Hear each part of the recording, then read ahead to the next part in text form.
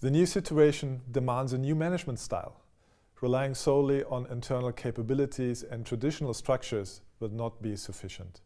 Cost saving alone is not sustainable. Squeezing savings from operations generally yields diminishing returns. In order to increase the rate of innovation, more and more companies try to capture the structure and behaviors of people collaborating with others in the internet. This kind of organization, often labeled peer production, has clearly the merit of being a democracy of ideas, as the influential management thinker Gary Hamel coined it. Why is this peer-to-peer production so adaptable, innovative and engaging? Because everyone has a voice. Tools are widespread and it's easy and cheap to experiment. Capability counts more than credentials and titles. Commitment is voluntary. Authority is fluid and depends on value added. Just about everything is decentralized.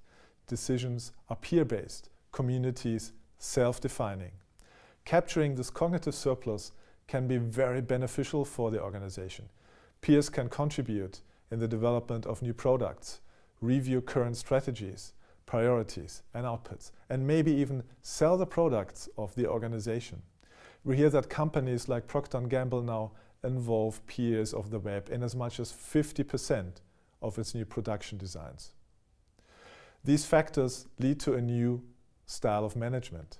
The new style will be more intrinsic, indirect, and more connected to a specific content.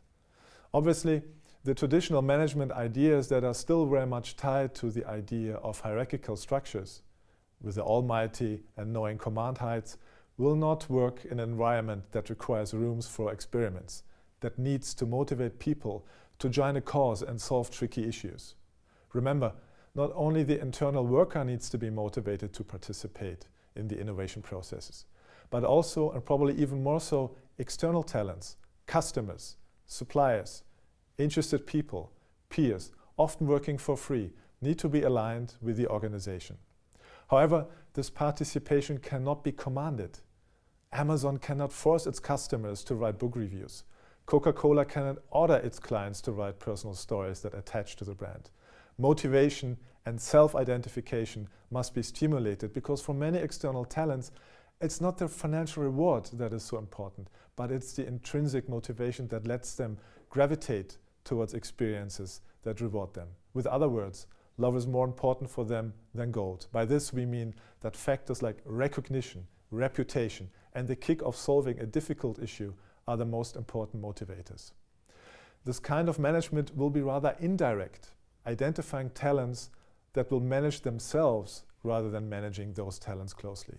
Creating collaborative platforms that allow the people that are motivated to solve issues and important tasks for the organization. Creating situations that reward and recognize contributions.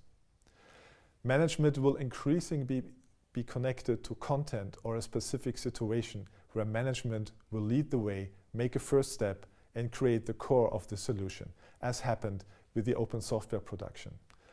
Afterwards, others, thousands, can join in and contribute, can enrich the product. Let's not be mistaken.